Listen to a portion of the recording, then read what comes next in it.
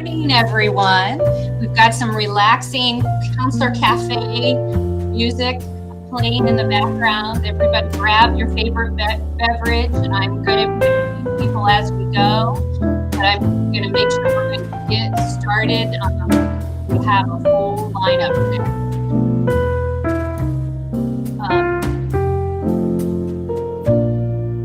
All right, we're still admitting.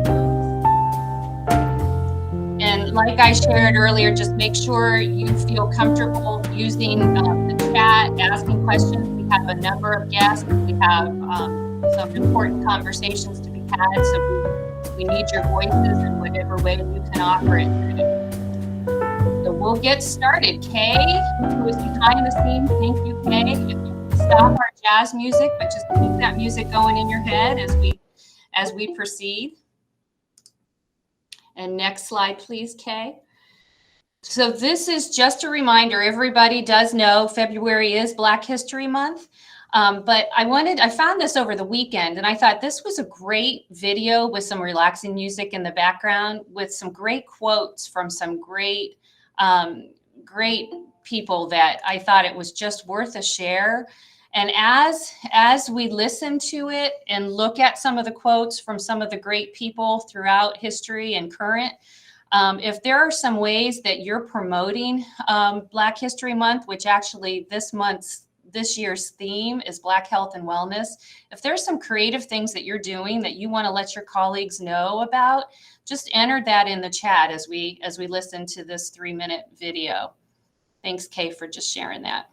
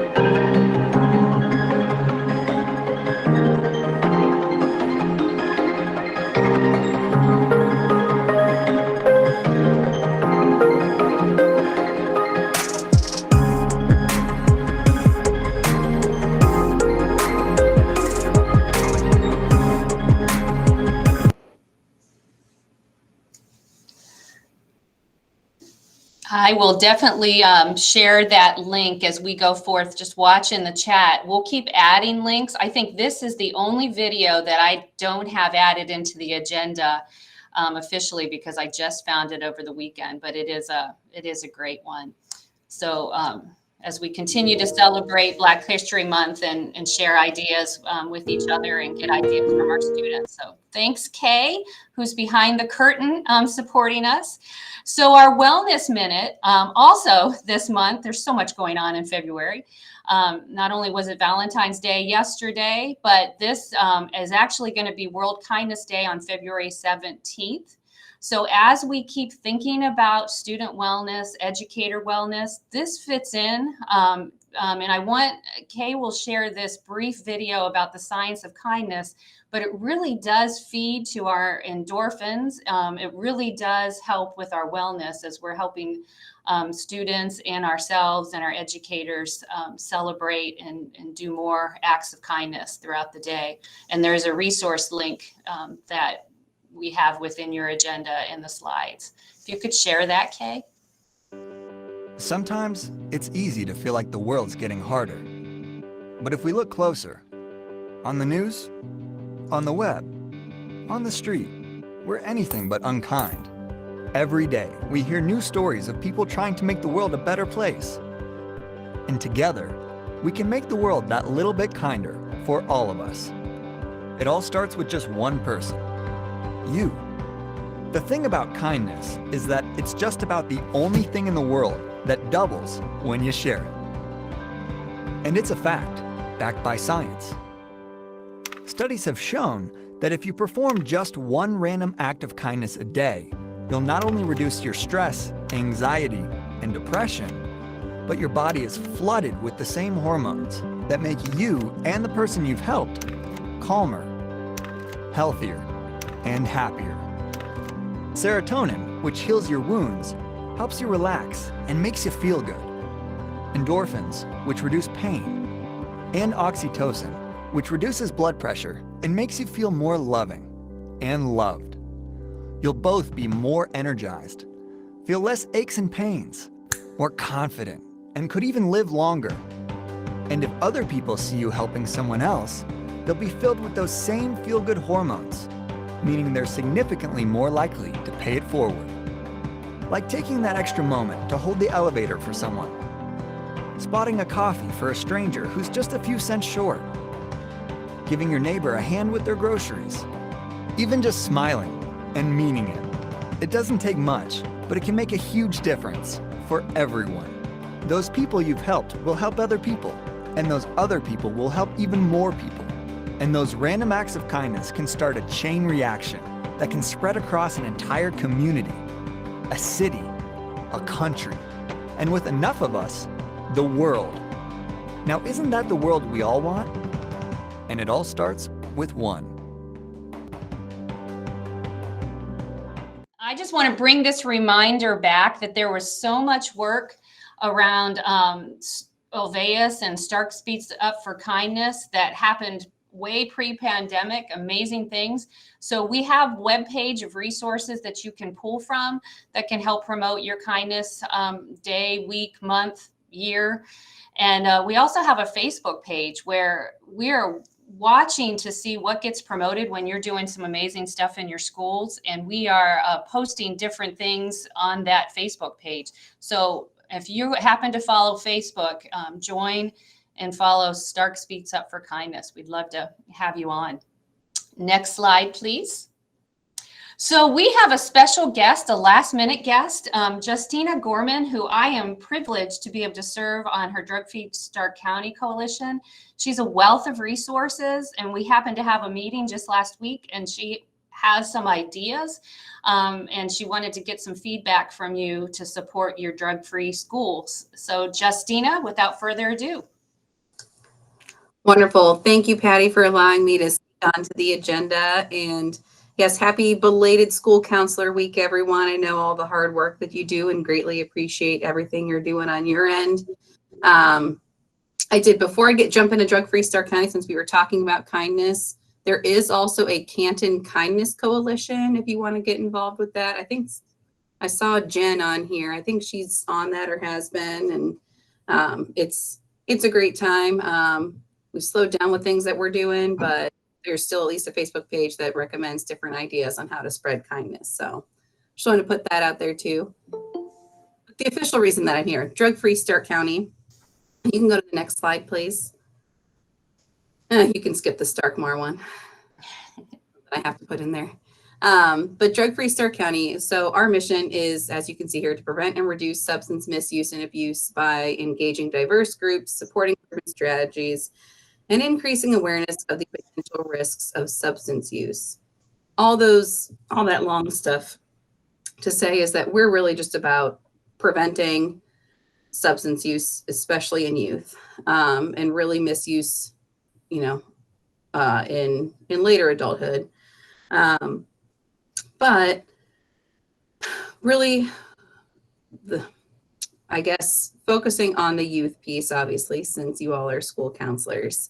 Some of the things that we have been doing within the past couple of years have focused more on alcohol, partially because of a grant, and partially because, admittedly, I also oversee our opiate and addiction task force, and because of the unfortunate rate of overdoses that we've had in Stark County in the past couple of years, I haven't been able to focus on as much stuff, but trying to get back to really finding more things to do and really promoting more things, because if we can prevent or even delay the onset of use, it can make a world of difference to the young people that are in our lives.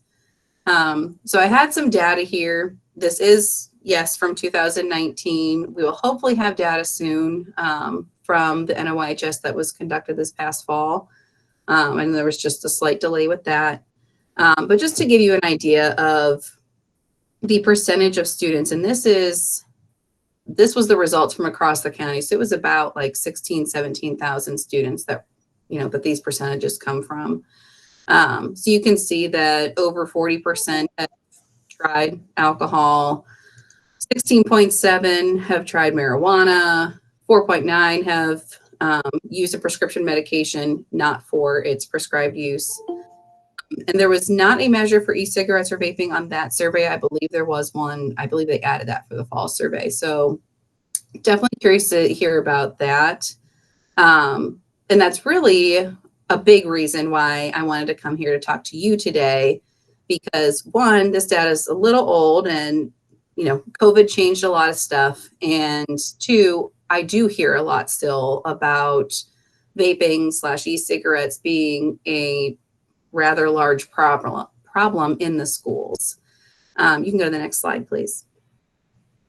So I just really wanted to gather some feedback from you to know what you are seeing, what you need to help address any of the things that you're seeing, and ideas on how drug-free Stark County can help, how even maybe Starkmore can help.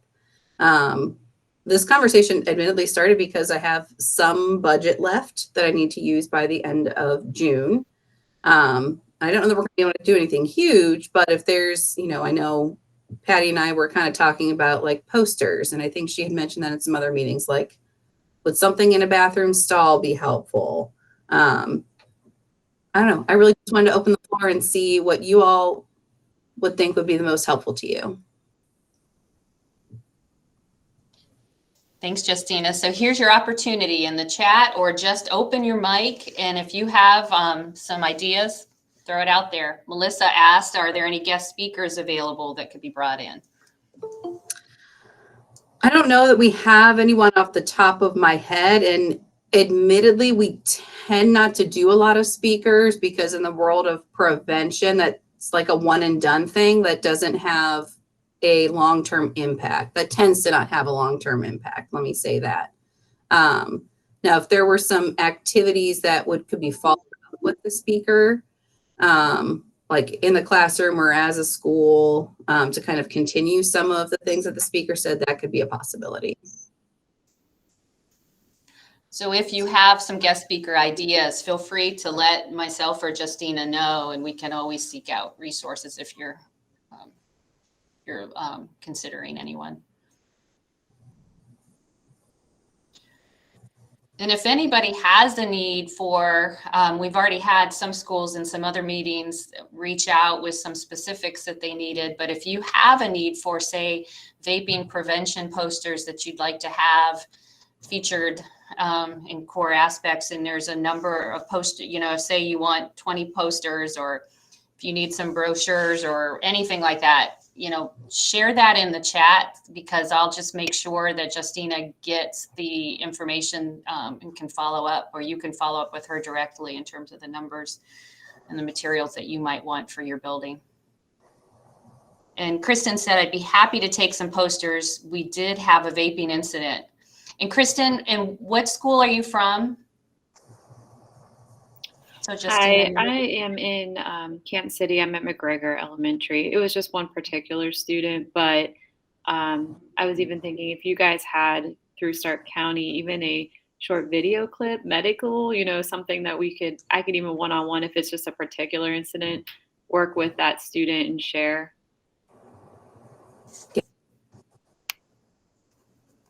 Absolutely. All right, I'm definitely seeing a lot of posters.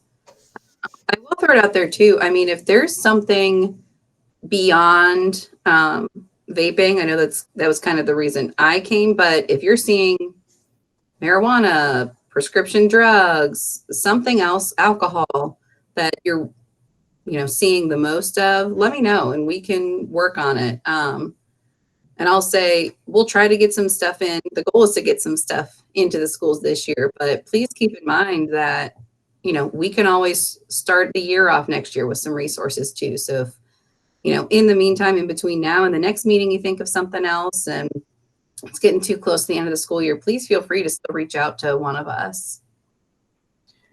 And Sherry Kreitzer, she's Osnaburg, East Canton.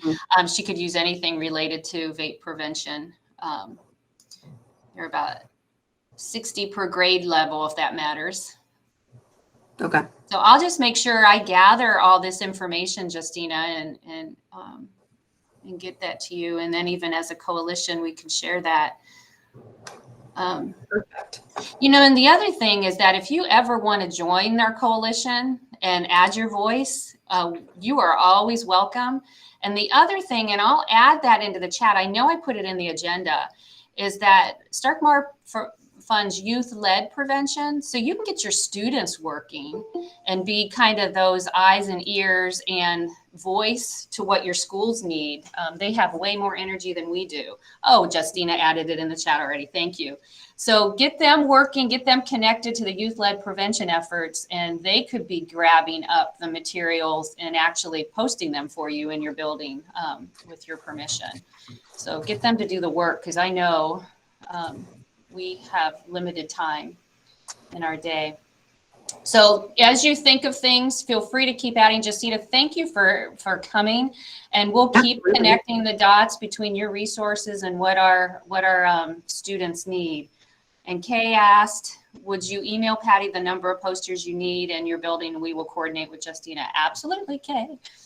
Awesome. So just please note too that it'll take a minute. You know, things work a little slow through through our government building because we'll have to work on design and getting purchase orders and stuff. But please don't think we've forgotten you. It just takes time to get some of this done. But we will work to support you in any way.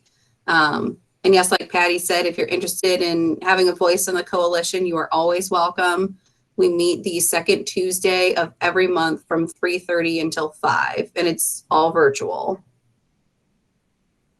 Thank you, Justina. We appreciate your time. We appreciate your efforts behind the scenes, and we will make sure, I'm seeing the voices come through in the chat. We will make sure that we capture those, and we'll keep reaching out and you can reach out to us as Kate shared with the details of what you need. So we'll get you what you need. Perfect. Thank you, everyone. Have a great day. Justina, you have a good day too. So let's talk about educator wellness. This is an important topic, and we've got Margaret on the call. She's been working behind the scenes, her and Chris Haymond, of course, with the trauma and resiliency work, but they've got this master idea to pull together some type of a document that we can share with all our educators, leaders, with some tools and tips and strategies for what we're all learning together on what's going to promote educator wellness. This is an old slide. This was actually a slide that I shared pre-pandemic. And this has data on it that was pre-pandemic. And as we can see from that data, that systemically teachers have been exhausted physically and emotionally for many years. I mean, this is data from American Federation of Teachers 2015 and 2013 from a Gallup poll. So this isn't new. It just happens to have gotten a little bit worse lately because more and more has been put on your plate personally and professionally. So we know that we need to look at systemic solutions. Next slides, please. And as we think of this moving forward, educator wellness, we don't ever want to like create more, but think about what we can build on, what's already out there that can be helping us with our strategies in our schools. So this is just some things to think about, is that many of your districts and buildings already have some really great trauma and resiliency champions that are kind of there and positioned and ready to share some ideas or process ideas with you. So pull on them. PBIS, many of us are pushing through to do more around PBIS because it's that mandate. They have a tool about how to build staff wellness through multi-tiered systems of supports, just like we expect for students. So that's just guidance that you can think about, through the PBS work you do. Some of our districts have an Ultimate Ambassador program. There again, it's where students are empowered to promote the well-being of students and educators. And there's a ton of tools out there and resources within that program that you could be pulling from and as well. And then many of us have been purchasing SEL vendors and be looking to them to support you with adult wellness strategies too. Be pushing on your vendors to say, hey, we can't get our adults to help our students until we help ourselves first. So that's just some thoughts to keep in the back of your mind. Next slide, please. And this is just a slide that I shared with principals in a meeting, and this was well over a year ago, just to begin to think about it from tiers. What do we have in place for all our educators to feel safe and supported, even just making sure they have that bathroom time and that lunch time, time to themselves, and make sure that their voice and their ideas are valued. Just thinking through what do we have universally, and then thinking through for those educators on our colleagues that need some extra support, what do we have in place? And then when they need that tier 3, more additional support, what do they have in place? And this was where I saw our principals really struggled around that tier 3. And that's where we know we need to really think about how we're promoting, that individualized supports that some of our educators today and ourselves are needing. So next slide, please. And so we have been collating what those resources are. We have it on the prevention facet of the ESC website where you can find all these links. But next slide, please. I wanted to share what I have. Linda Worthington, who's our graphic design, was working with me to put together some type of a poster that you could maybe have available for your educators, and wanted to just share this with you to say, would this be helpful if we got some posters printed that they would have these phone numbers, at their fingertips, where you can be posting them in their bathrooms. If you would find that helpful, and if there's anything about that document that we need to amend, I'm gonna hope to finalize this in the next couple days. But I'm seeing a couple of you are saying yes, that would be helpful, Kristen and Rael. So we'll keep moving forward with that. and get those to you, and even a link for future printing out. We just want to make sure our educators know, just like we're doing for students, we're making sure they know who they can call when they need additional support. We need to do that for our educators too. So next slide, please. So this is really your time. Let's take a minute. I just shared kind of a backdrop of some things to think about. But we've got Margaret on the call. She'll be taking notes, adding a voice if she wants. But we really want to hear what you collectively, what verbally or in the chat, what has really helped you, or you've seen helped even systemically in your building or districts decrease that colleague stress and anxiety and improve wellness. And share that, just let's kind of share our collective wisdom with each other, because this is a hot topic and something that we really need to get more attention to on every level in our districts.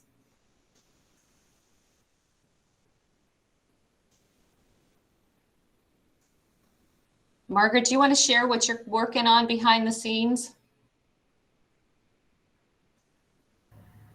Yep. So Christine and I are working on kind of a list, I guess you would call it, of things that really matter to educators. Simple things that can be done during the day, you know, whether it's on a weekly basis, a day basis, that just makes the difference in your day to let you know that you are thought of, that you are cared for and appreciated for the things you're doing. For example, a floating sub in the building that could maybe just pop down to your room and say, hey, I got your room for 10 minutes. Why don't you, go get a drink, have a cup of coffee, hit the restroom, or take a lap around the building. Just something that gets you out of that for a few minutes, and utilizing resources that we already have and that are not really costing the district money, but make a difference to the educator in that building. So Chris and I have a list already of things that we have suggested, actually have seen buildings do. And then we thought, wouldn't it be great if we put it out to our listserv for the trauma community, but also on the Counselor Cafe, to solicit ideas from all of you that are there doing it. Like, what matters to you? What would make the difference in a day if somebody, brought you a snack, gave you a 5-minute break, whatever that would be, or things that have already been done in your building that you would like to share, so that we can put that out to other buildings who may not have had those ideas. So that's kind of what her and I are working on right now. And then we're going to put it out as you send in your ideas. We're going to parking lot those ideas. And then we're going to come up with collectively some strategies that we can print and put out to the districts, to the leadership of the districts, to say, hey, here are some very easy yet meaningful ways that I can take care of my people. Thanks, Margaret. And this is similar to what we did with Justina, is that, if you're able to share things, now in real time within the chat, or, open your mic, or if it's something you want to follow up with Margaret or Chris Haymond, and just make sure they get some of your ideas so that gets into the larger document. Because the more we get ideas into the hands of our educators, the better it takes all of us. Jennifer shared, a group of us put a piece of candy in mailboxes with a small message, and we try to plan a monthly luncheon so staff can gather and chat. The monthly luncheon, yeah.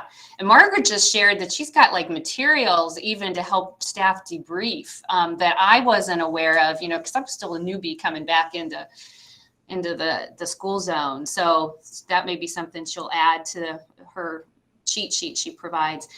And Sherry said, I don't think you can beat relationships and working in times, even little, for gratitude and chat. We do a themed potluck lunch once a month, bringing them together. That's great. Teachers meet by grade level in rooms on days they wouldn't otherwise. Great. Yeah. Bringing people together to talk and chat and debrief is great. Yep.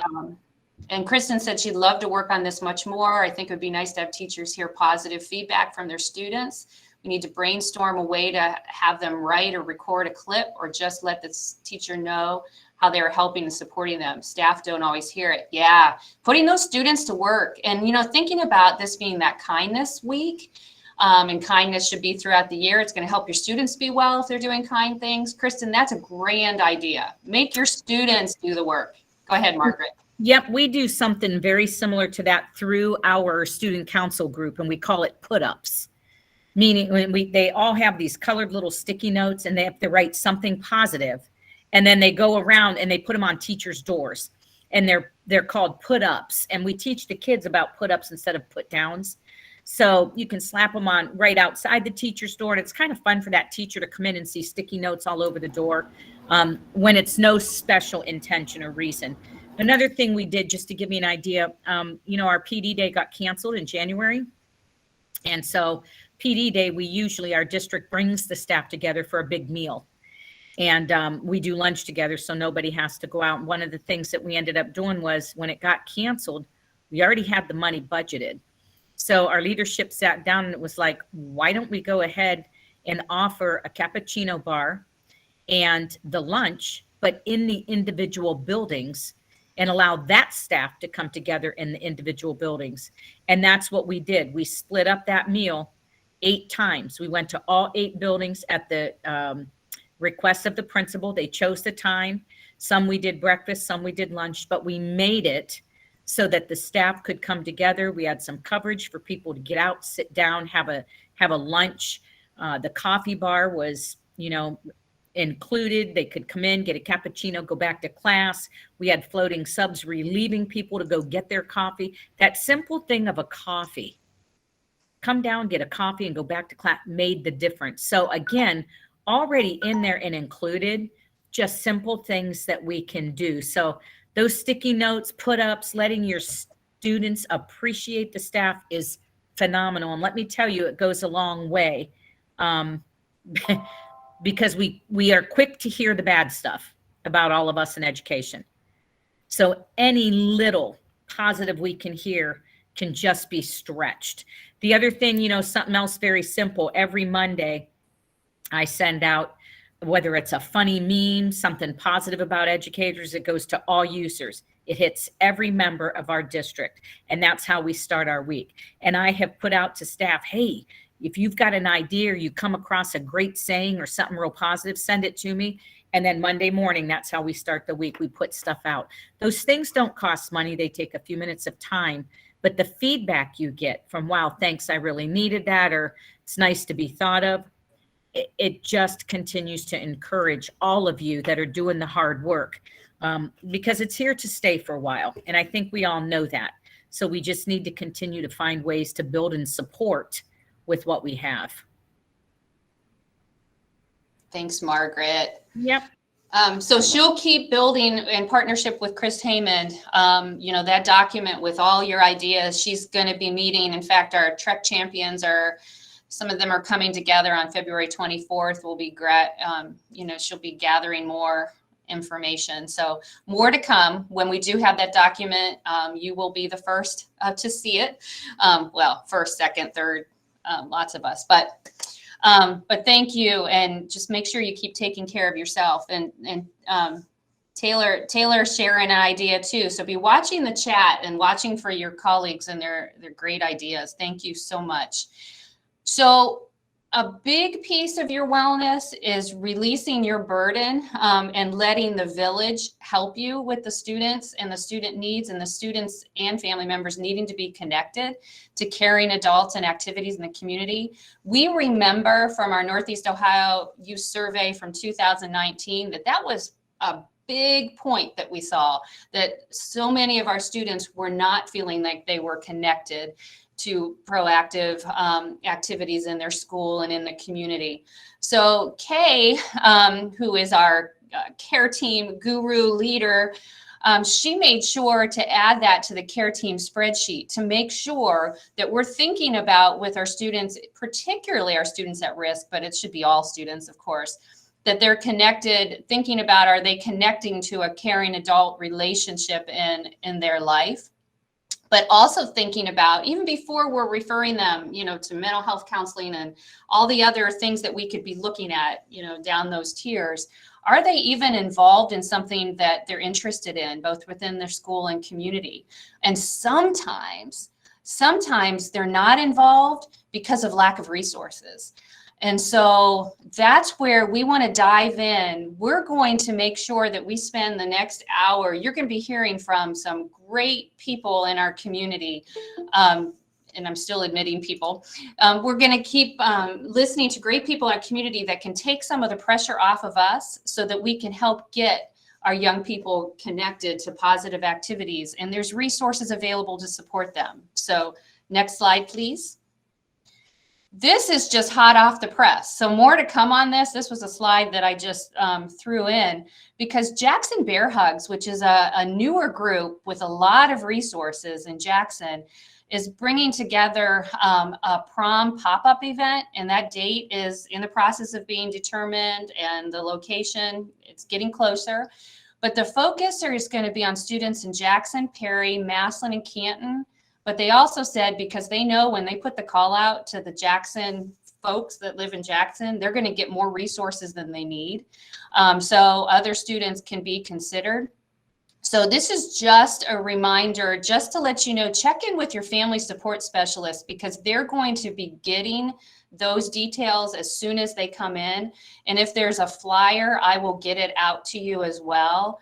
But they're even talking about not just, the girls' prom dresses, but thinking about the males that need the tux and the suits, and thinking about the needs for the flyers and the needs for the ticket costs, and, all those other things that keep you from going to prom if you don't have the resources. So more to come on that, but stay tuned with your family support specialist and watch your email, as soon as I know, I'll be sending that out. So I learned about Katie's Kids from CARE Team and from our family support specialist. This was on the docket for the CARE Team Roundtable to present. And because of a snow day, they weren't able to present. So I said, come on over to our school counselor meeting because they need to hear about it. I want to introduce, and without further ado, that Jim and Amy have resources to support students' involvement in proactive activities of interest. So thank you, Jim and Amy, for joining us today. No, thank you for having us. Very exciting. Your agenda is packed. And I look at, the kindness, all the things that you guys go, taking a village. I mean, Katie's Kids fits right in that.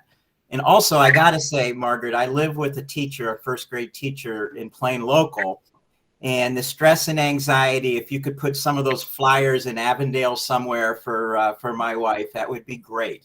So just happy kidding. to do so. She's going to kill me that I said that. But I could probably tell you lots of things that I think could happen with that. But anyways, Katie's Kids. Kay, would you mind going to the next?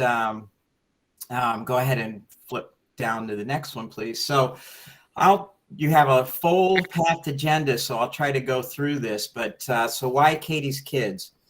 First of all, I know lots of you out there, and I've seen various, applications come in for grants, and I want to thank you.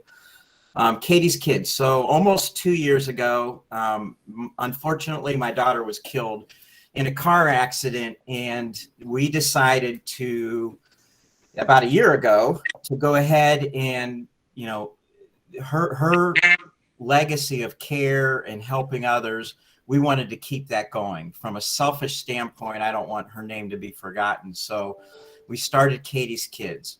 From an unselfish standpoint, we're trying to help, because in Stark County primarily, although we've got some other schools in Greene and Summit that's kind of been involved, to help families that have financial needs for small items, anywhere from, we've had them as small as $10 up to $200.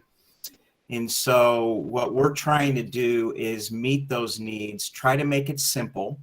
We're working through the family care specialists, the liaisons, the nonprofits, and trying to determine, if there's families, if there's children that you feel need help. So maybe the next slide, Kay. We had to shorten this. So what we have created is a network of folks like you and liaisons through all of the districts. And we have, I think we've given out to 50 different schools in Stark County in 18 different school districts. I didn't even realize there was that many school districts, but so I think we've touched almost every school district for sure, but not every school. And as I said, we're working with liaisons who identify families that might have a child K through 12 with a small financial need. And the liaison fills out a very simple application. And Amy, I don't know if you can put in the chat line if you're, sometimes we struggle with our, but Yeah, www.katieskids14.org. So our website has on it an application tab, and it's like 9 questions. And I think the first 4 or 5 are who are you and who would you like to support? It's a very simple application. It's all anonymous. We don't really need to know who the family or the child is. And basically, I think there's only 1 or 2 that we have not. We have had 260 grants in the last 12 months. And only 1 or 2 of those we haven't been able to do. And it was simply because the ask was a little bit greater than what we needed. I mean, just today I wrote 3 checks to Holly Hills and 1 to the YMCA, which I see is on here. So, baseball, softball registration, all of those things are going on right now. And I know, different organizations have maybe various costs associated with them. We're happy to pick up all of those costs. Patty mentioned in, the Jackson Bear Hugs and that there's, those programs, if there's anything in there that a child can participate in to help with self-esteem. And like I said, from $10 to $200, it's small, right? I always say you got Make-A-Wish that's just great, big, huge, $20,000. And then you got Katie's Kids. It's this little thing, but these little dollars mean a lot. As you all know. Okay, if you wouldn't mind going to the next slide. So here's some things that we didn't even think about some of these. I mean, in-car driving lessons. We've had lots of swim lessons, t-ball, choir suits, yearbooks. You talk about proms, dresses, tuxes. We've done all of those. Tuition for summer school, cosmetology, art. I mean, you name it. And actually, even if we don't name it, bring it to us and we'll talk about it. But there are so many things that we're just not even aware of. But if you just think of a small financial need for a family that needs help in anything that can lift the spirits of a child, that's kind of what we're all about. And I see Legacy and First Tee's going to be talking here. Those are all groups that we want to work with. I mean, we can do, if First Tee's got, if there's some cost there, we want to be able to supply that check to allow that child to learn about the characteristics of golf and what that brings. Kay, I think there might be one more slide. So the process, as I said, I think it's very easy. The application is on our webpage, which is katieskids14.org. You press the application. It's, like I said, I think it's 9 questions, and you tell us what you need and how you want it sent. If it's a check, we'll send it directly to where you need it to be sent to. We'll send it to you. If it's a gift card, typically what we'll do is we'll electronically send it to you so that you can give it to the family, so that it's all anonymous. We don't necessarily want to provide that. We want the parent to feel good about it. The parent should be able to say, we found this money. They don't need to say that it came from a nonprofit organization to their child. We want them to be the hero in this too. So not only the child, but the parent feels good. That might be, Kay, I don't know if there's another slide or not. No. So yeah, trying to be, Amy, I don't know if I missed anything, but I'm trying to be quick because you guys have a full packed agenda and I'm anxious to hear about others. That was quick. So I gave you a lot. So always reach out to us, ask us. We're here to support the kids in your in Stark County and all the schools in whatever way we can, in a small way, to help them feel better about themselves. I guess that's as simply as I can put it. Amy, did you have any? The only thing is, while we provided this for you, we'd like a little bit from you, is that a lot of the stuff that we provide, that we get requests from our liaisons, is, as we've been experienced, because Jim's wife is a teacher, is that if you could, for us, get this program out to your teachers. Because a lot of times this stuff is seen by a teacher. A teacher sees a kid hanging out because all his buddies are in the baseball program, but his mom couldn't afford. And they're the ones that the items that we provide really see it before maybe it gets to their point where they have to talk to a counselor or a caregiver in the school or a family support specialist. It hasn't risen to that level for them. So if you could, we would love to hear from more teachers, because that's a lot of where this stuff comes up first off, before it gets to you guys. So, let your teachers know in your schools that this is here, and when you see it in your classroom. And a lot of this stuff too sometimes will come out of your teachers' pockets. They feel obliged to, I mean, really, this kid, if he just had this, he wouldn't be struggling so much in my classroom. So, and they will pull out something, a $30, $40 thing out of their pocket. And where this is something we can do for them. Thank you so much. Does anybody have any questions that they need answered from Jim or Amy before we move to the why? Jim and Amy, thank you. And I, put a note that I'm thinking like a cheat sheet of even the resources available, that no student should not have resources to be involved, like how we put those in the teachers' lounges and things like that. Because you're right. Teachers will pull it right out of their own pocket, or a student will just go without and won't know to ask. So great. Thank you so much for what you do. And thank you for joining us today. Thank you. So without further ado, Mike Brown, I heard you on the radio this morning, and you were promoting, and I'm going to make sure I put that in the chat. I saw that you had asked me to share that. You were on the radio promoting that there is a Black college tour I'll let you talk about it more, because you might want to share more about that. But I know, Mike, you're going to want to get to the link of the YMCA. You're behind the scenes. If you open the YMCA link that's on that first page there, their website, yes, he may want to talk through that. But Mike Brown is amazing. I'm excited that he's leading the efforts for our Stark County Y. Many, many years ago, he and I co-led an after-school council, if you remember.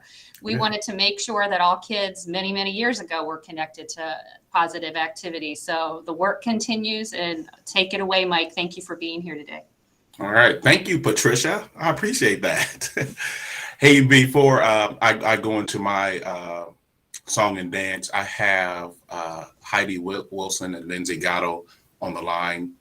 Heidi is the executive director of our child care department, and she has a 9 o'clock meeting that she needs to get to. So I just wanted to share a little bit about what's going on in child care and how we can help link families to our child care program. Yeah, thanks so much, Mike. And thank you guys so much for having us. I know I've talked to many of you before and gotten to come into in-person meetings before, before everything turned upside down. So it's exciting to see everyone and just have a quick moment to talk a little bit about what we are doing with our childcare and camp programs. And so we know that that's a huge need. We know that there are students that we're not reaching, and we know that you are their advocates and that you have the reach to really get to those students. So first and foremost, Y runs 20 different locations across the county. We partner with 12 different school districts and have sites right there before and after school in those school buildings in most cases. So our only transportation pieces are in our Alliance City schools. So we do have that in our Y building there, and our North Canton building, we bus as well. But the rest, we're actually in those school buildings. So for parents, it's super convenient. It's very friendly for the students in that they feel comfortable in their spaces and know exactly, where they're going at the end of the day and the beginning of the day. So we have those opportunities available in a lot of different facets. So parents can choose just AMs, just PMs, or both. And we do that so that we can support the working parent, obviously. All of our staff are highly trained and all of our sites are highly rated in the Step Up to Quality system. So we are running, all kinds of enrichment activities before and after school, gross motor, but really we focus on character development, social emotional education. And as you know, that is a huge, huge need for all groups of students, even more now as we're coming through this pandemic than it was previously. So we have access, we make this care as accessible to parents as possible. We want quality care accessible to all parents who need it. So we work with job and family services assistance. So if parents are eligible for child care assistance, they can absolutely go through that program and work with us. But we also do financial assistance in-house. And I'm sure Mike will talk a little bit more about the accessibility of all of our programs this way. But just to know that parents have that option. So if they don't qualify for that state assistance, that county assistance, there is a large gap in need, and we know that. And that's why the Y is here, to help fill that gap. So we on our website here, if you hit the child care button for me there at the top, we know, by the way, as we're navigating through this is not the greatest of websites. We're working on it, right, Mike? Right. But it does provide a lot of resource, and we tried to get as much information packed in here as we can. So if you scroll down just a little bit there for me, there are a myriad of links here that we have set in the quick links. And this is where families are going to find everything that they need about our programming.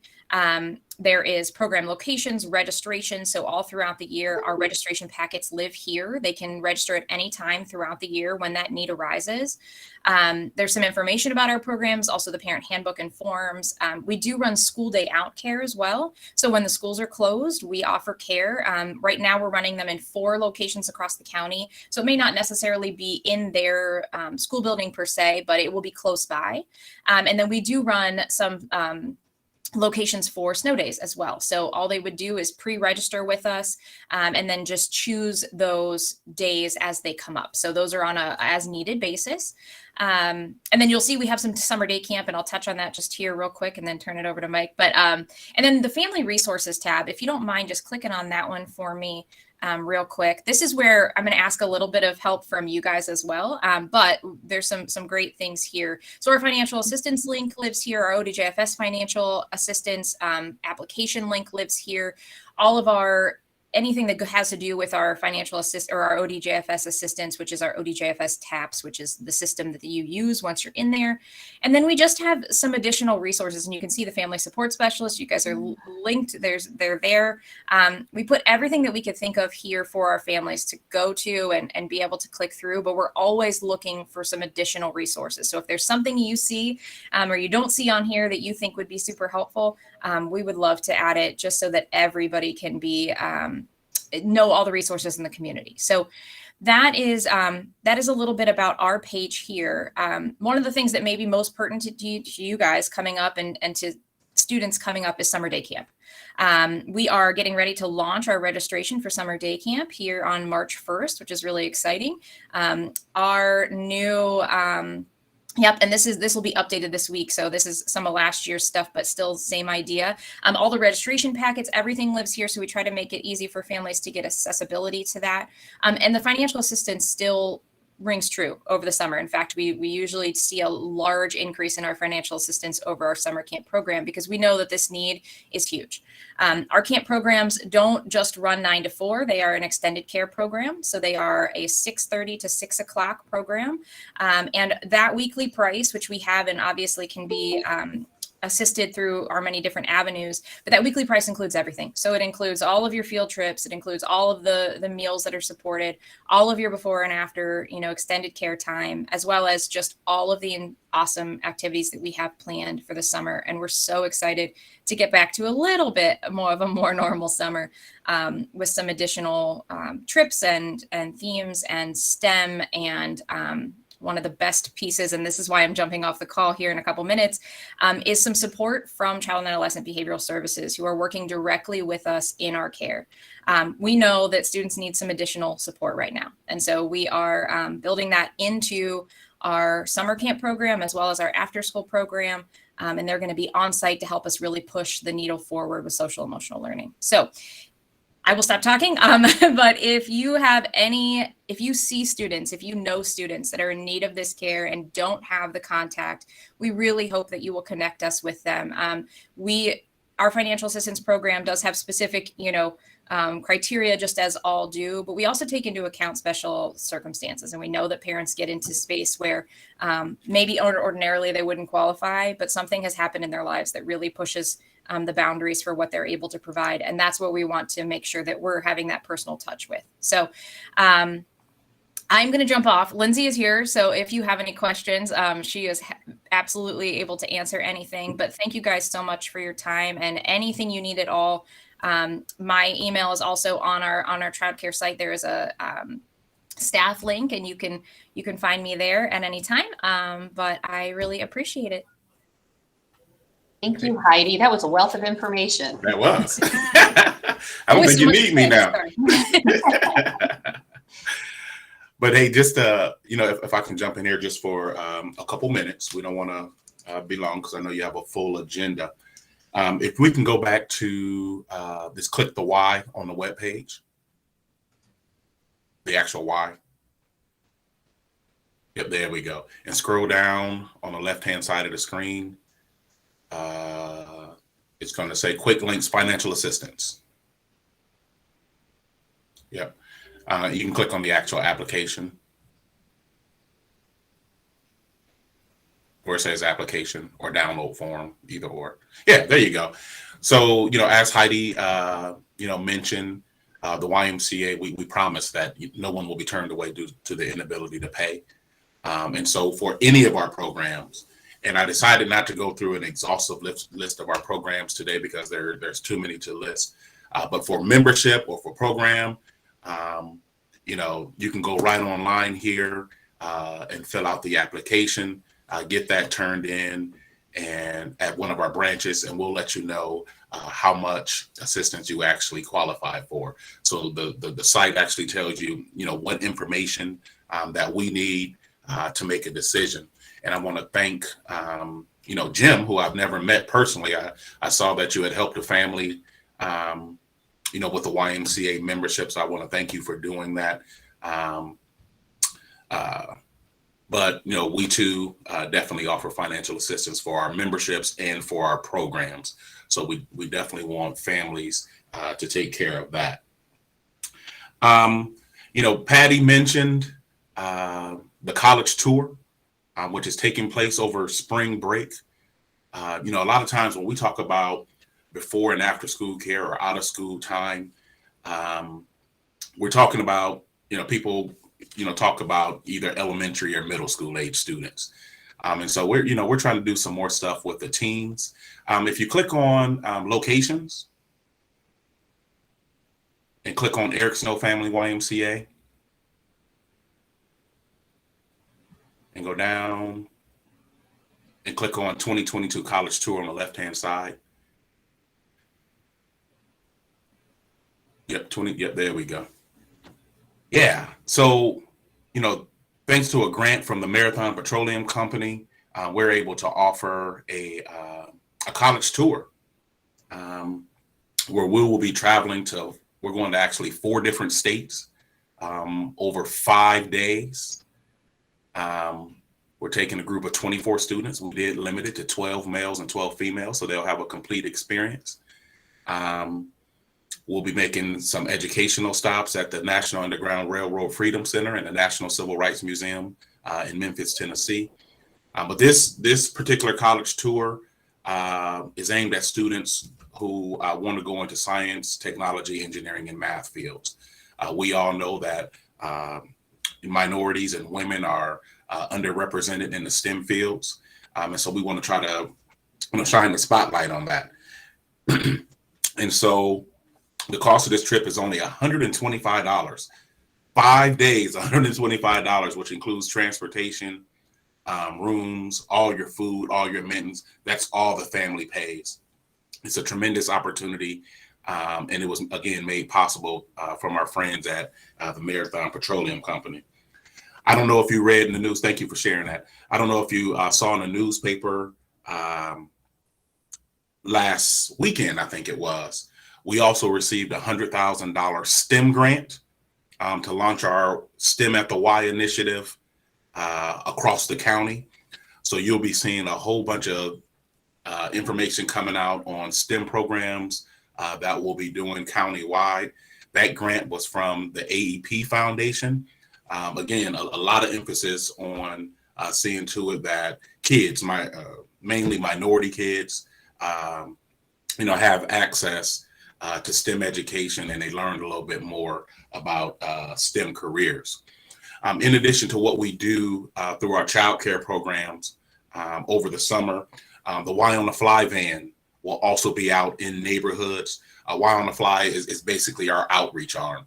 We actually have a YMCA fun and games packed in the back of 2 vans, and we set up shops in different neighborhoods across Stark County.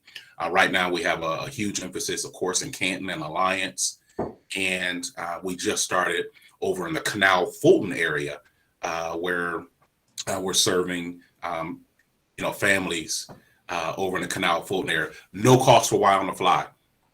We bring the van up. We let you know when we're scheduling to stop there. The van shows up, sets up shop, and we have all kind of fun and games, with the kids that participate there. We do use the Catch curriculum, for the games that we have there. So it is organized. But Y on the Fly is, my baby, so to say. I love that program. And again, there's no cost to it, and we'll be setting up shop in different neighborhoods throughout the summer. So, basically, that's it. That's all I have. If you can go to the slide that we had, there was a specific question on foster care and kinship program. So just so you all know, if there are students who are in the foster care system or kinship care, we do offer special memberships.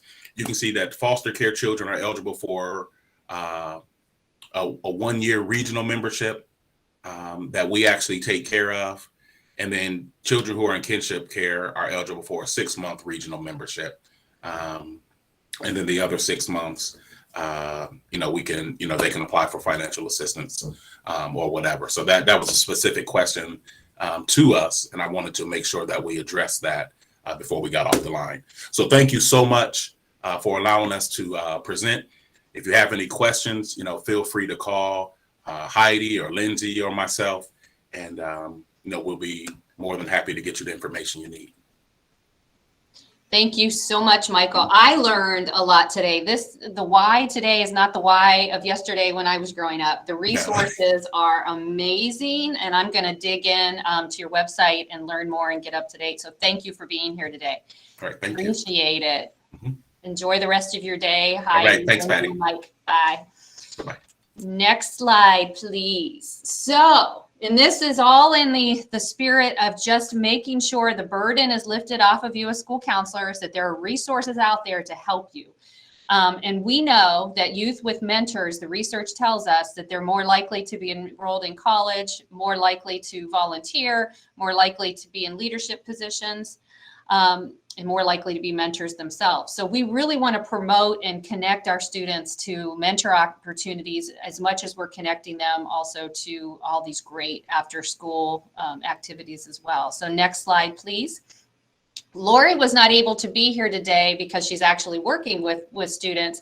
But if you could please click on her website. I just want to make sure that you're aware, and maybe even as you bookmark the YMCA tab on your computer page, and you bookmark the Katie's Kids page, this is another one to bookmark.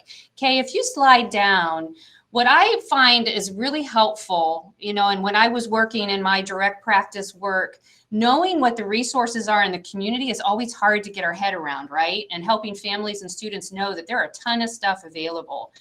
What Mentor Stark, what Lori Mullane does is she tries to keep all of that. She grabs them from all the collaborative entities and just stays up to date with the events and the mentoring opportunities that are available. So it's just a place that you can have a student, go through and see if there's anything of interest to them, or a family, or you could be, connecting them as well. Wealth of resources on that page for kids from young on up to even post-secondary. Lori's really, like you heard Mike share, really trying to make sure she fills in that gap as well for those older students and those even going into post-secondary and career mentoring. But lots of good stuff here. And if you scroll down, if you could scroll down a little bit, and enrichment, they had a slide on enrichment where they're now registering for summer programming. So that's important to know too.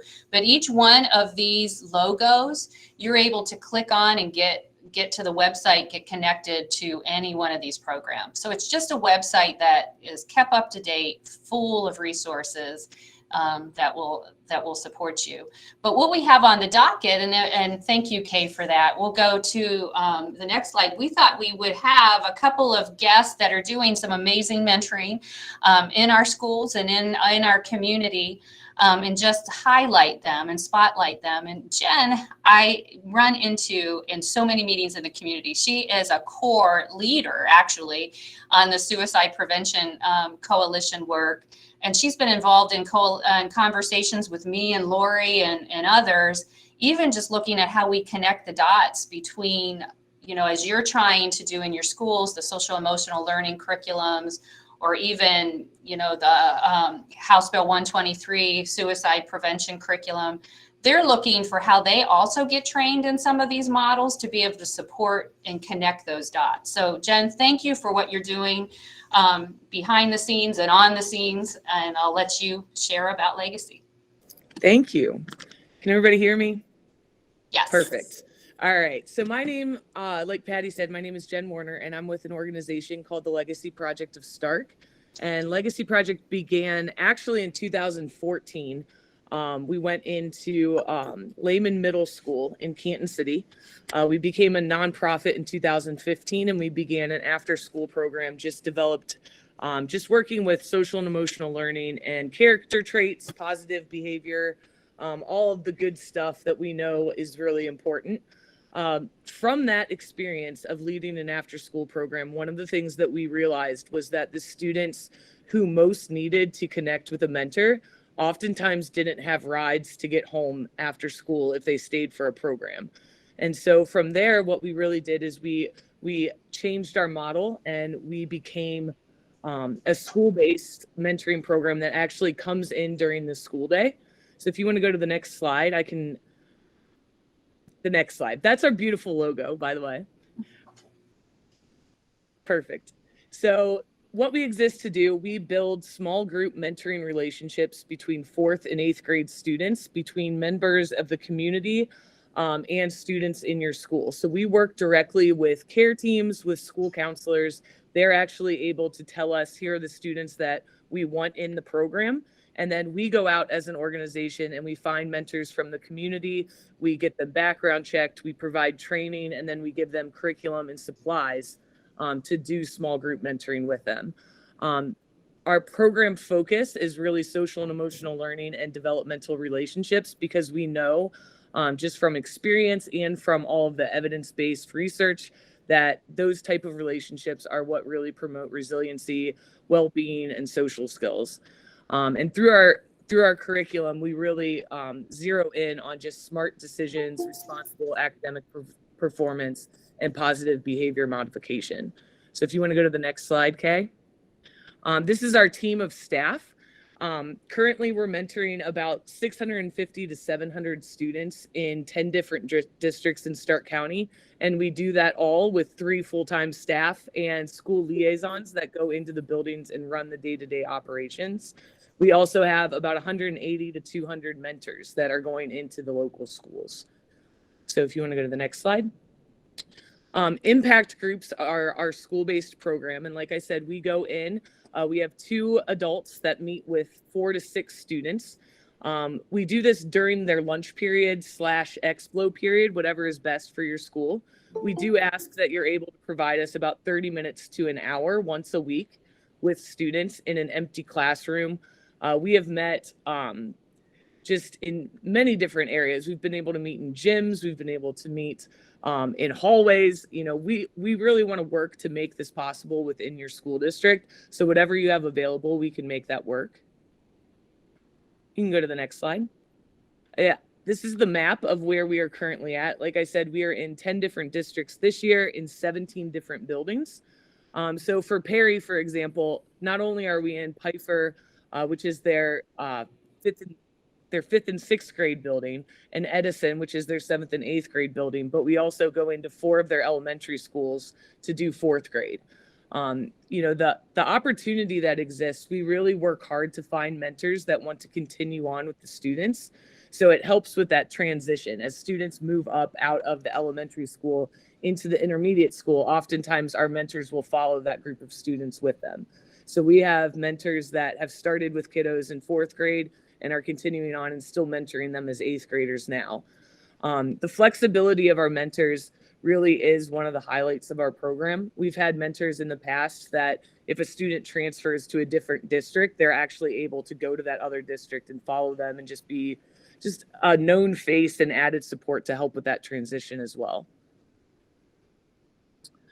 Another thing that we started during the awesome COVID years is a community-based program called Remix. And so this is a Saturday program that meets in Massillon, Ohio at our youth facility called the 708.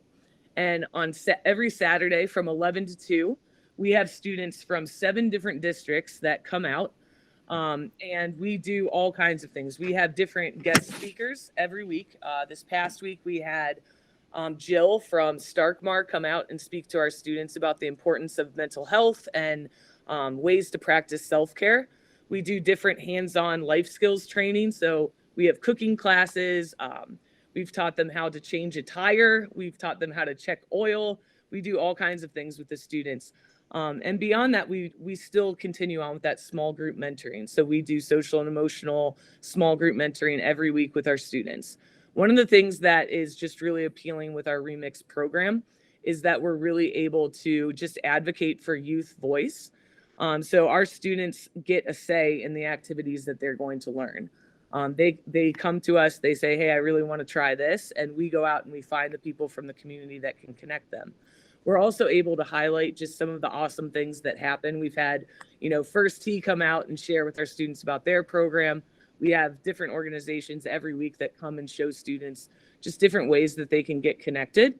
And similar to what you just heard from the YMCA, the Y on the Fly, one of the things that we're able to do with our Remix program is take it to your facility, your school, for summer enrichment options. So if your school is doing a summer enrichment or a summer kickoff or anything this summer, we're able to bring the Remix model to your building and do it on site throughout the summer.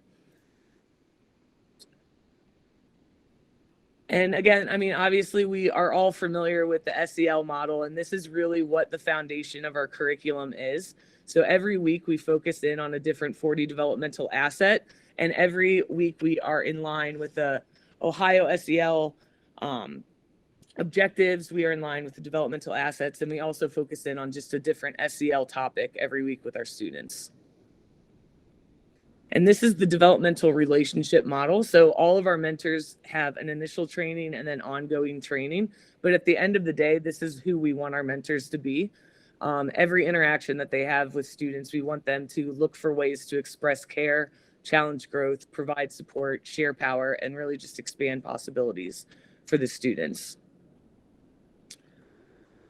So currently, like I said, we are in 10 different districts. If we are currently in your district, in your building, you do not have to do anything following this meeting. We will be reaching out to all of our current partner schools, and we set that up within the next month. We'll be meeting with all of our current partner schools, and that will just be to discuss, to debrief this school year, but also to look forward to next year and what the needs of each organization is and which schools, what days of the week you would like us, all of those things.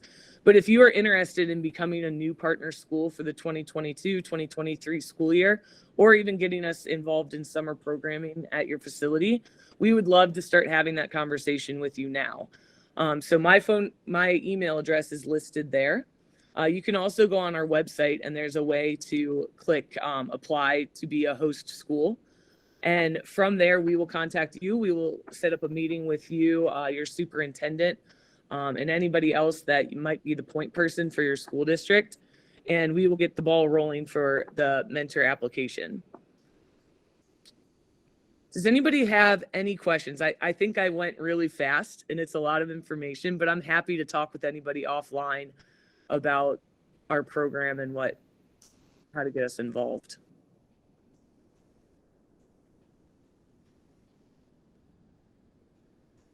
Thank you so much, Jen. There were things on there that I learned that I didn't know. In the midst of the whole pandemic, I watched as Legacy evolved and grew to continue to meet the needs of the students. So your updates are fabulous. Thank you for being in that space, and get on their Facebook and watch the cool activities, because it looks like so much fun. So thanks so much, Jen. You're very welcome, Patty. Now, next on the agenda is First Tee, and Angela Palumbo has also been moving and shaking and continuing to add different resources and opportunities for students throughout the county. So Angela, without further ado, thank you. Good morning. Thanks for having me. Excited to be here with everybody. Yes, so I'm Angela Palumbo. I've been with the First Tee for just over 8 years.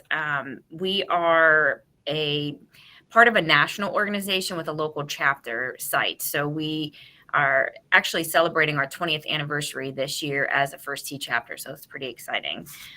You can go to the next slide.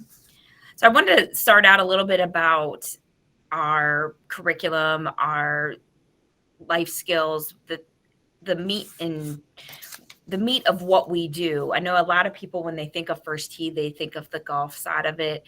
Golf is the tool that we use to really teach the character building, the character development with youth.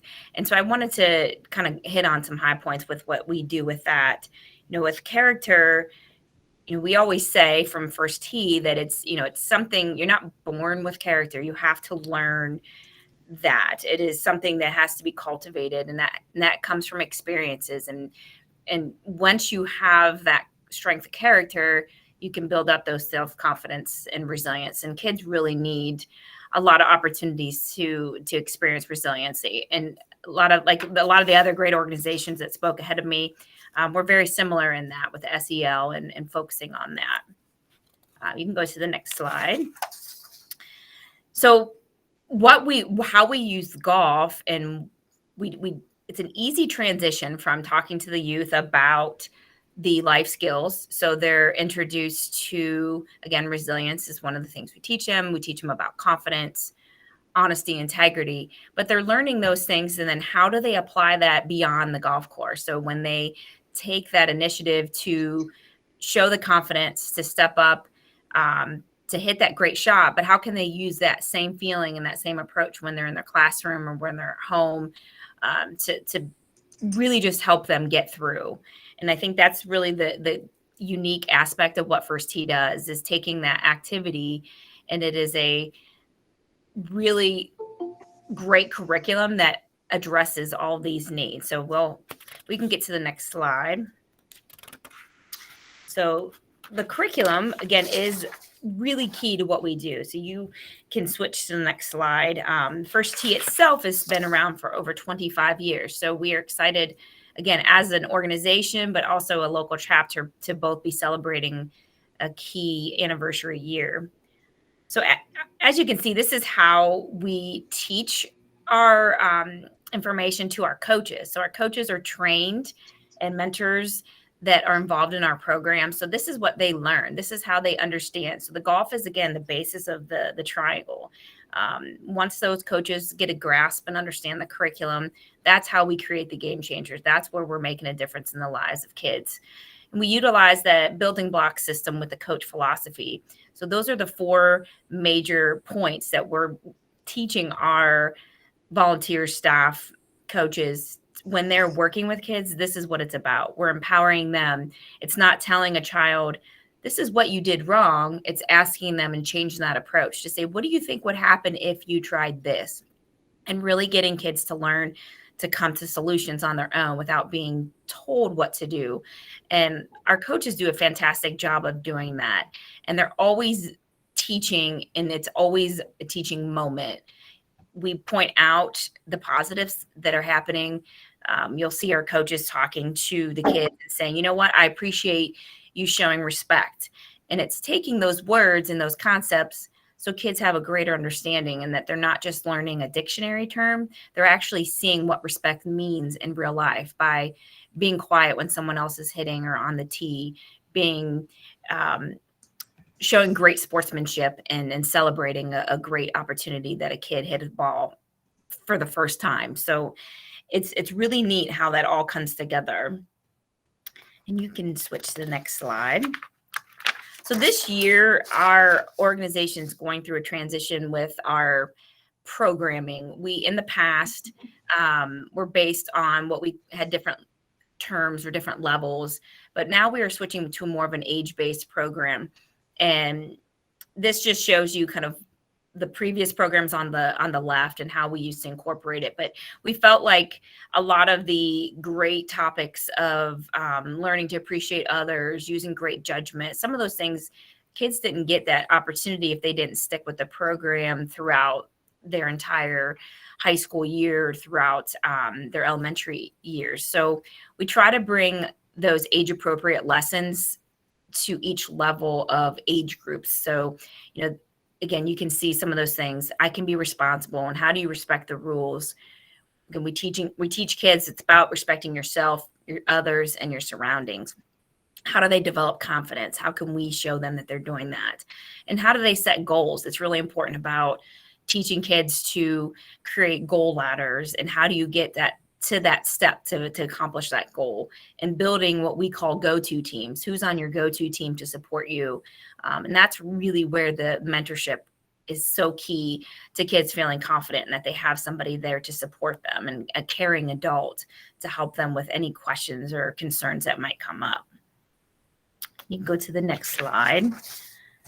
So when you think about First Tee, so we have essentially two types of program. We have our program, the First Tee program, which that curriculum would fit into that, and that's delivered typically at our facility. We're located in Canton, so we have our own 9-hole par 3 golf facility that is strictly for kids. It is not an open public golf course. We get calls from people quite a bit asking if they can utilize the course, but our kids are our priority. So we set aside the time for kids for classes really year round. We have an indoor facility. We have simulators. We have a classroom. We've done similar things like Jen said. We've done cooking programs to tie in healthy habits and how do kids make healthy choices. It's really key to looking at the whole child. We provide scholarship opportunities for kids. So there's never an opportunity, or we never have turned away a child due to their inability to pay. So it's more important for us that they're here and we raise the money to cover those costs. They don't have to purchase equipment or clubs. We have lots of golf club sets that we've been able to purchase through grant funding. And so for us, it's more important, again, that they are here and have that experience.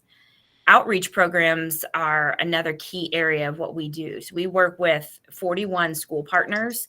So we are working with elementary to middle school age-based schools where the program is being delivered through the PE classes. So we have a lot of relationships with physical educators throughout the districts, and we provide assistance to those schools by bringing volunteers in, helping them deliver it if they need assistance and additional bodies to help do that. We do after school programming at the schools. We've also done different like field day activities, you name it. We have partnered with a lot of organizations as well as the schools. We've worked with the YMCAs and deliver some programs on their sites. And we've also done family fun days and different activities like that. And it's, again, for us, we want to meet the kids and the families where they're at. So we have the ability to find them in the community and reach them through those partnerships. But we also have our facility that we can bring kids to and do field trips and different programs on site. Just a quick note. So last year we reached, through programs that we do at our facility, we reached over about 600 kids, and that's down a little bit from pre-COVID years, but we're building that number back up. So pretty excited about that. So this just shows you what our facility looks like. Again, it's a par 3 9-hole golf course. And any kid that's in our program have the ability to come and use the facility whenever we don't have classes or programs going on. We're open to that. They can call us and stop in and play golf with their family. And that's really important to build that up with their relationships and their families. And we also provide that opportunity for our volunteers. And one key thing that I wanted to mention today is with this group is we're always looking for youth volunteers. It's really great to have high school aged kids working with our younger kids. It builds so much of those values and that confidence and responsibility with being involved as a volunteer. But the positive side too for that young person, in addition to that, is being able to get those volunteer hours to help with NHS, or some schools I know provide like a academics letter. So if there's opportunities and you're looking or you're trying to help your students in your schools, trying to find opportunities to get involved in the community, we're a great place for them to do it. And they have a lot of fun being able to get involved, as well as teachers and staff. We rely heavily on volunteers. So that's a really key aspect of our program. And again, I just want to thank you for the opportunity to be here. My information, emails on there, and I also listed our program director, outreach coordinator. So Mindy is our contact for a lot of our school partners and community partners, and but our website's on there. But we have a lot of information. Registration for our programs for spring and summer start March 1st. And again, we always provide scholarships. So there's a great opportunity for families with any kind of need they have. And again, it may be something that they need golf clubs. We usually get a lot of donated equipment that we can put together sets and provide those to kids in the community. So if you have any questions, you can follow up with me directly, or I'm happy to answer anything right now too. Thank you so much, Angela. There were things I learned there, getting the older youth opportunities to serve as coaches. Even families being able that if their kids are connected with your program, families can use your golf course and the scholarship, even for the golf clubs, which are so expensive. Those are great resources to know about. So thank you for the update, Angela. I'm sure folks will be following up and connecting students. Thank you. And our last but not least, Girls on the Run. Deborah is going to update us on what they have available as you're preparing even into next fall. My daughter is an 8th grade teacher, really saw the value in the Girls on the Run program and served as a coach for it in Denver, Colorado. And it's just amazing. And I've watched them run past my house on the street. So I'm glad Deborah's here to update us on what they have available. Thanks, Deb. Good morning, everyone. Thank you, Patty. And before I get started, I just want to give a shout out to all the amazing organizations, nonprofits on here this morning. I know I work closely with the YMCA, and they've allowed us to host programs at the YMCA for our community sites.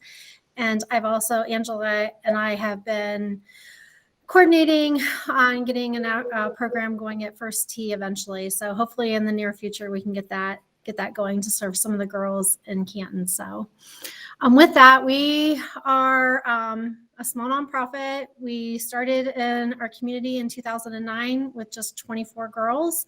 And since then, we've expanded to Tuscarawas and Wayne counties, and we've served over 6,000 girls. So next slide. So our mission, and I love our mission, we are here just to inspire girls to be joyful, healthy, and confident using our fun experience-based curriculum, which creatively integrates running. So, but with that, the girls do not have to run. We're just inspiring them to move forward in a positive direction. And we envision a world where every girl knows and activates her limitless potential. Sorry, Patty, go ahead. You can move to the next slide. So our core values, I'm not going to read through all these, but with our core values, this revolves around everything that we do with our programs, from obtaining our sites, our coaches, our girls, and working with our community. Sustained impact. So we are the only national girl programming combined with social emotional learning and physical activity. So this is kind of what sets us apart from other programs. Girls on the Run International conducted an independent study by leading youth development expert Dr. Maureen Royce about the effectiveness of its program. And 97% of girls learned critical life skills that they are using at home, at school, and with their friends. 96% of schools surveyed by Girls on the Run said they would offer the program again. And Girls on the Run was only one of 3 after-school programs recognized by the Harvard University as a leader in social emotional learning. Next slide. So our curriculum. So we offer 2 programs. So we have girls in grades 3rd through 5th is Girls on the Run, and Heart and Soul meets the needs of our middle-aged students. So with Girls on the Run, I always say the curriculum is broken up into 3 sections. So it starts by building an understanding of who they are, individually, what's important to them, finding their inner beauty, reaching for their star power. And then it moves into learning the importance of teamwork, healthy relationships, including some of the difficult dynamics that happen in a group, such as bullying, peer pressure. And then we move into exploring how the girls can positively connect with and shape the world. So the final section, they work together to perform a community service project and give back to their community. So Girls on the Run is more coach-led, where Heart and Soul is more girl-led, and it meets the needs of the middle school aged girls, and it focuses on the girl wheel, which is the body, brain, heart, social, and spirit. The goal with both programs is to encourage the girls to think about needs outside of their own, to show them that despite their age, size, income, gender, we are all capable of helping others. So at the end of the 10-week season, the coaches, along with their teams, have addressed critical issues that preteen girls are starting to face. The season culminates with a community service project that the girls design and execute, as well as participation in our 5K. So the 5K is the celebratory event at the end of the season. So we encourage positive social, emotional, mental, and physical development in girls that will last throughout their lives. And I just wanted to share a quick insight on some of our lessons. So the teams meet twice a week for 90 minutes. We have our spring season and our fall season. And couple of my favorite lessons, self-talk, and so the lessons revolved around self-talk, and the learning goals are to recognize when our self-talk is the strongest, identify negative self-talk and positive self-talk, and practice using positive self-talk and challenging negative self-talk. And then resolving conflict. The learning goals are to learn the Girls on the Run strategy for resolving conflict, to understand that we have a choice in how we respond to situations. So first you stop yourself from responding immediately. Then you take 5 breaths while you think through the different ways you can respond.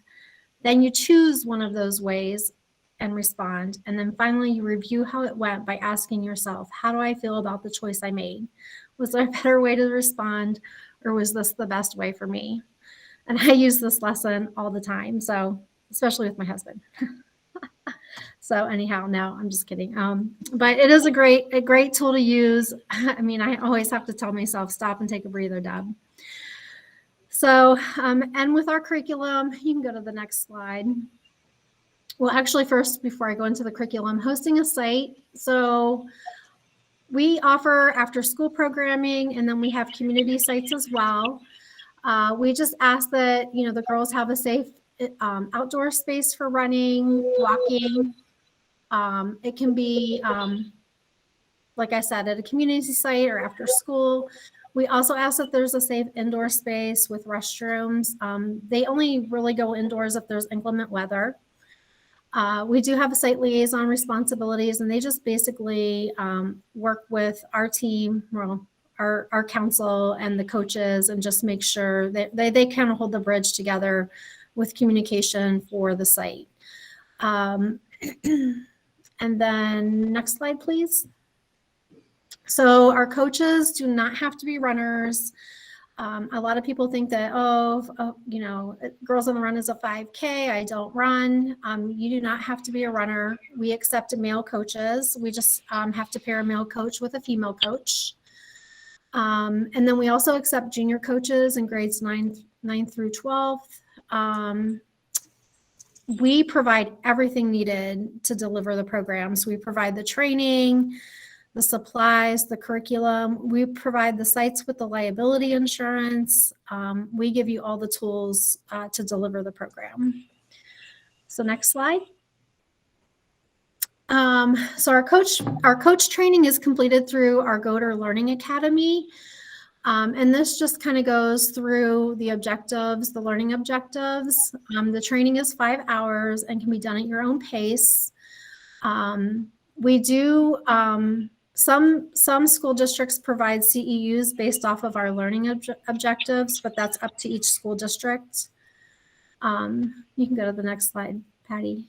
So just best practices and strategies, and then the topical modules. So we cover a lot. It's very in-depth training, but it's very well put together. It's nice that you can kind of like go to it, start it, stop, and come back. I feel like it really helps prepare our coaches to deliver the curriculum. Next slide. So I love this quote by Charnay.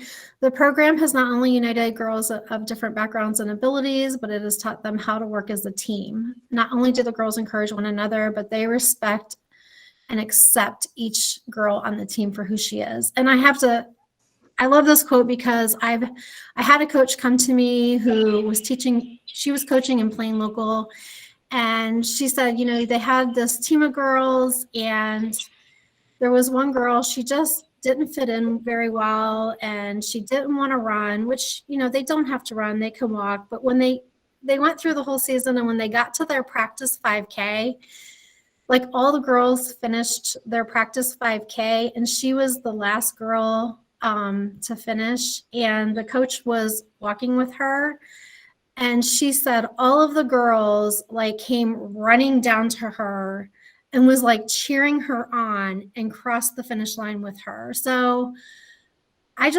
she's like, Deb, it was all I could do to not start crying. Like my heart was so overwhelmed with joy for this little girl who just felt like she did not belong. And then I know with coaching, I've coached in the past, and with my team, like the girls come and they don't know each other. And by the end of the season, they're exchanging phone numbers and they're so outgoing. They don't want the program to end. So it's just a really great program. So next slide. So again, we hold 2 seasons, spring and fall. We are really in the midst of our spring season. As of now, I'm the only team member. My program coordinator recently resigned. So our program registration opens this Sunday for our spring season. But for our fall season, I have the dates on there. If anyone is interested in learning more or bringing the program to your school, please don't hesitate to reach out to me. I'd love to work with you. I love this program. I'm very passionate about it, and I love what it's doing for our girls. So thank you. Thanks, Deb. Deborah, thank you so much. Does anybody have any questions they need to have answered before we go on to the next slide? We appreciate you. I mean, I can't say enough how important walking, talking, you don't even have to run, and social, emotional, and bringing, I heard you say the words connectedness and belonging are to our girls today, now more than ever. We're hearing that message and that need. So thank you for what you do in the community. It's important. Thank you, Patty. So hopefully you got some takeaways that there are some amazing programs some of you are already using and partnering with, but they've had some updates over the last couple of years. And I thought it was important for us to hear and learn about, and that can take the pressure again off of you that you have. I'm hearing time and time again that you have more and more students coming to you really struggling emotionally and in many different ways. So the more that you lean into the community partners to get them connected, and I love that there's so much resources out there that they won't turn anyone away. So, let's just keep each other updated on what's available. Are there any, open your mic, open the chat, are there other programs out there that we need to know about that wasn't featured today that has really made an impact on your students or has been a great partner with your school? Feel free to share that. I saw Sherry, she really wants us to keep a running list. Mentorstark.org is the best place for that right now, but the more we keep it organized and simple for you all, the better. And I get that, and I'll take that message back to Lori, and we'll keep looking at how we make this information not only available to you as school counselors, care teams, but also directly to the families and students. It's like, how do they know what's out there? So, does anybody have anything else they want to add to our conversations about community partners, leaning in to them, what's out there? It's good stuff. I hope you found some nuggets to take away today. Next slide, please. And before we end and close today, if we know that we need to be relevant to you in the here and now. In fact, there's a counselor that reached out. She wants to run some things by me after this meeting. But we want to know if there are resources and topics. Kay and I partner on really making sure we're aligning what you need. And so are there any topics that you really need right now that you want to share in the chat or open the mic so that we make sure that we make them available to you either by email or in time for our May meeting coming up, or Kay could share at the iCARE roundtable? Anything we can do to lighten your burden?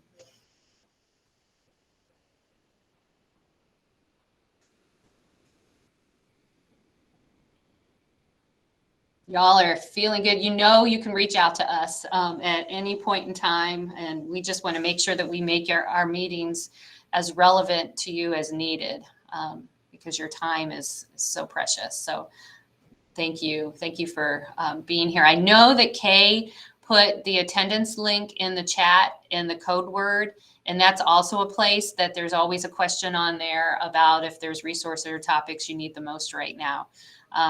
So that we make sure our agenda fits with what you need and our emails that we reach out to you fits with what you need.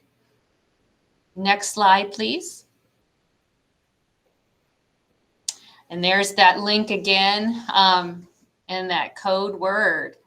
So I think unless you have other topics or anything else you want to bring up, that you have your cohort of school counselors here together, gifting you with a few minutes of extra time is probably sometimes the best gift we can give. So if there's anything else you need, I said, Deborah, thank you for allowing you to receive it. Yeah, thank you, Deborah. So we just want to gift you back some time and make sure that you click on that attendance link. We'll leave this link open, but we appreciate all you do. You're keeping our students feeling connected and supported and on top of all the other things that you have on your to-do list and all the data that you have to track and all the other things you have to do. So the more we can support you behind the scenes, that's our goal and that's our intent. So thank you so much. Enjoy the rest of your day, the rest of your week, and we'll be in touch. Our next meeting is in May, but the iCARE Roundtable is actually next month. And I believe you have on the docket, Kay, do you want to share who you have coming for the iCARE Roundtable? Yes, Missy McLean, and we're going to have Missy McLean present at the ESC in room T113. So it'll be an in-person meeting, and we'll work with our technology folks to also make it a hybrid meeting. So if you can't be there in person, to be able to join virtually, and then we'll also work with our technology folks to record it. So we're fingers crossed. We are going to try to have our last Care Team Roundtable meeting in March in person at the ESC. Thank you, Kay, and thank you for your help behind the scenes.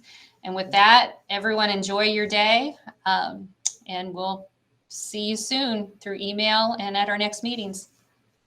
Take care.